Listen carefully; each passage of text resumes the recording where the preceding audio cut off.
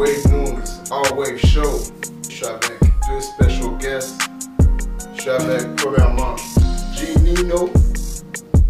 Et ensuite, je suis avec le manager, Genius, pour le label Cagoulé Gang. Yeah. Records, ENT. Exact, Cagoulé Gang Records. Parfait. Ça fait combien de temps que le label est on? Autant en tant que Cagoulé Gang, ça fait combien de temps que vous avez parti ça et tout? Ça a commencé, dans le fond, ça fait 2 ans. Okay. Ça a été commencé par YH. Puis après ça, il y a eu la connexion de YH à Wassa, qui est l'autre manager. Ok, vous êtes combien d'artistes? Vous êtes combien en tout dans le label? On est, avec les artistes, c'est quoi? On est comme 5, 6 Ok. en tout. Ok. Dans le fond, c'est ça, Wassa, lui, vient du quartier à YH, donc la connexion s'est faite là. Moi, je suis ami avec Wassa, donc la connexion s'est faite comme ça. Puis, depuis ce moment-là, ben, moi, je travaillais déjà auparavant avec des artistes, j'ai déjà travaillé avec des artistes. Ok. Puis, c'est ça, ça s'est fait comme ça. Puis là, on a décidé de tout travailler ensemble. Ça. Fait que c'est un label indépendant ou c'est un label signé avec un major présentement? Non, on est complètement indépendant. Puis, dans le fond, on fait nos propres investissements sur les shows, on fait nos propres investissements sur les vidéoclips, sur le marketing. On est là pour tous les artistes, pour monter leur crédibilité, pour avoir les bonnes productions. G-Nino. So, dans le fond, je vais juste laisser t'introduire dans le fond pour le monde qui connaisse, le monde qui ne te connaisse pas, mais savoir est-ce que tu as grandi à Montréal, tu es né à Montréal? Et moi j'ai grandi dans l'Est, je suis né dans l'Est de Montréal, j'ai grandi dans l'Est de Montréal, dans le 400, pour Renegade Gang. Les gens connaissent peut-être plus ça sous le nom de Tétroville. Puis c'est ça, man, j'ai grandi là, on a un bon moment de ma vie. Puis c'est à quel moment que tu as signé ou que tu es rentré avec le label ça fait... Cagoulé Gang? Ça fait quelques mois, ça fait pas encore un an, mais... Attends, c'est comme 6-7 mois là? Ouais, ça fait 6-7 mois là. Okay, c'est quand même fresh. Ouais. Là ça fait depuis genre le mois de mars, février, mars là. Combien de temps que tu travailles sur ta musique behind the scene avant que les listeners, que le monde qui écoute, dans le fond, que ça devienne à ce level-là de maintenant? C'est toi, j'ai commencé à rapper ça fait 3 ans, 3-4 ans environ là. Puis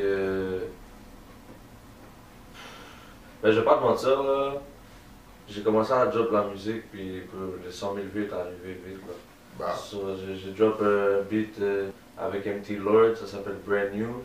Ça a pris, c'était notre premier beat, comme si notre premier... C'est un clip ça? Ouais, c'est une vidéo. C'est notre premier vraie vidéo, bro. On était jeunes, là, on avait 16-17 ans, là, tu comprends? Puis, je sais pas, bro, à Montréal, il y avait personne qui rappait vraiment à Montréal.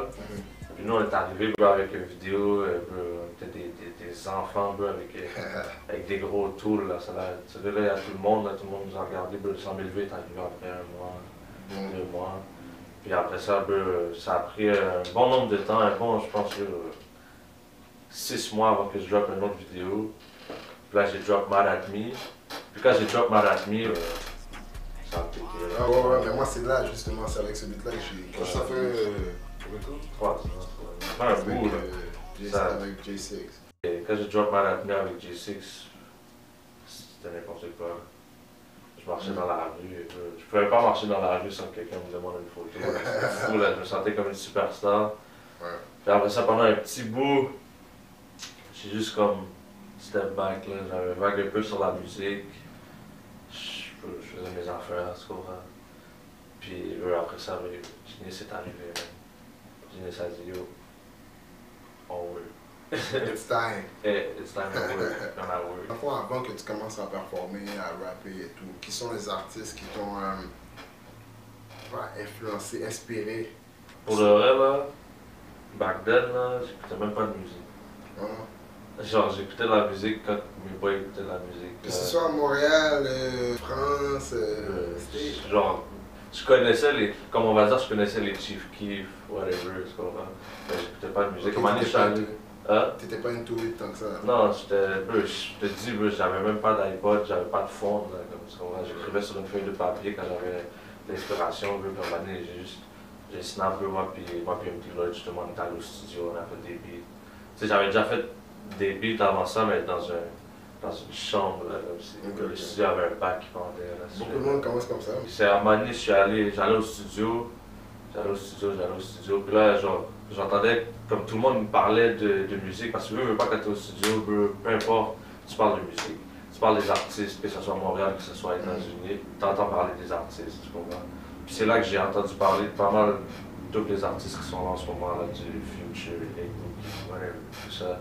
Mais avant, j'écoutais pas de musique, j'écoutais Chief Keef, j'écoutais les gars de Chirac, là, comme tous les petits jeunes de mon temps, là. Donc on était jeunes, j'ai dit mon temps, pas si longtemps que ça, mais Du côté plus manager, dans le fond, est-ce qu'il y a des modèles ou des personnes qui ont un peu inspiré ta vision, genre, ou est-ce que c'est des choses, mettons, qui ont inspiré ta vision, genre, être un manager? Ben, dans le fond, pas vraiment. Parce que moi, je suis plus business-wise. Fait que j'ai pas eu vraiment de modèle, c'est juste en rentrant dans ça, justement, que j'ai découvert, jusqu'à présent, comme, je sais pas exactement, parce que je fais tellement de choses différentes. Je suis pas juste le simple manager, tu vois.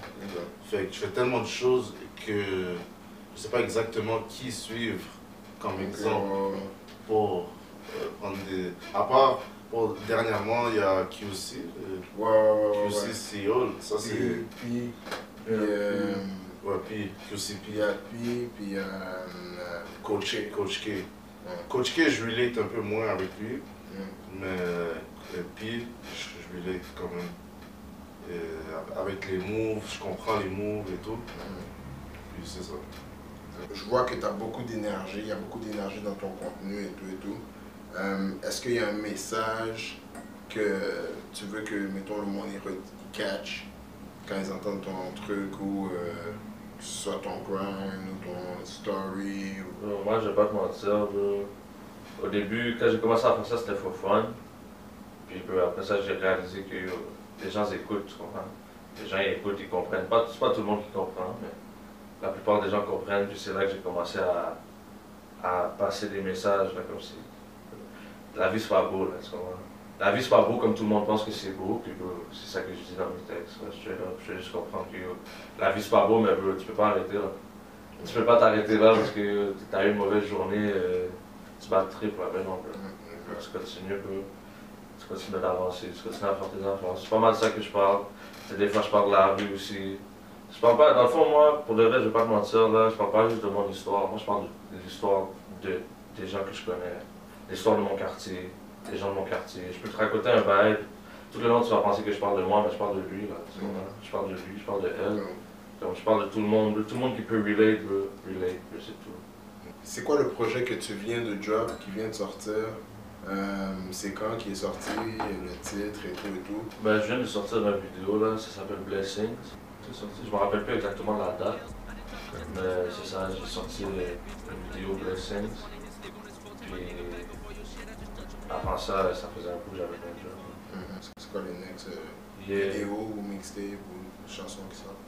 Il y a une vidéo qui arrive, en fait il y a plusieurs vidéos qui arrivent. Est-ce qu'il y a des shows, des trucs qui s'en viennent dans le futur pour le label, dans le fond? Pour le label, ouais, il y a, comme je disais, il y a plusieurs shows qui s'en viennent. Il y a le Black Carpet. Mais ça, c'est pas pour juste le label, ça encadre plusieurs artistes de Montréal. Et je pense même de Québec aussi. Puis, ça se fait à Québec. Ouais, ça se fait à Québec. Donc j'imagine qu'il va y avoir des artistes de Québec. Là. Puis pour nous, on a aussi un show qui va être sûrement le 28 novembre à Raphaël, sur Saint-Laurent. Puis c'est ça, il y a des mixtapes, des nouvelles vidéos. Puis c'est ça. Le show qui va se faire à Québec, il y a quel artiste qui va être là? Il y a Benz, que je sais qu'il va être là. Démon DOA. YCash, moi. Gino, Empty Lord, Mike Shab, Kevin Nash, je pense aussi j'avais vu. Qui d'autre, rapide. Tizo. Puis, mais ça c'est ceux-là que je sais. Dolinama aussi. Ok. Ça c'est ceux-là que je sais, que je suis conscient qu'ils vont être là. Mais sinon, ça bouge un peu les affiches un peu partout là. Ok. c'est le 19 octobre dans le fond. Laissez vos Instagram et réseaux sinon vous pouvez collaborer, promotion. Si on va me rejoindre, c'est à Genius13 sur Instagram avec 2G et 2S. On attend une collaboration sérieuse. Gnino 400, GNINO 400. So yo, follow moi, puis abonne-toi. Suis tout ce qui arrive, là. Il y a des fous bails qui arrivent. You already know what it is. BPM Radio All Wave Show with the boy Genie No and the boy Genius. Salute. Accessible from anywhere in the world. Wavy Tones, Wavy Tones.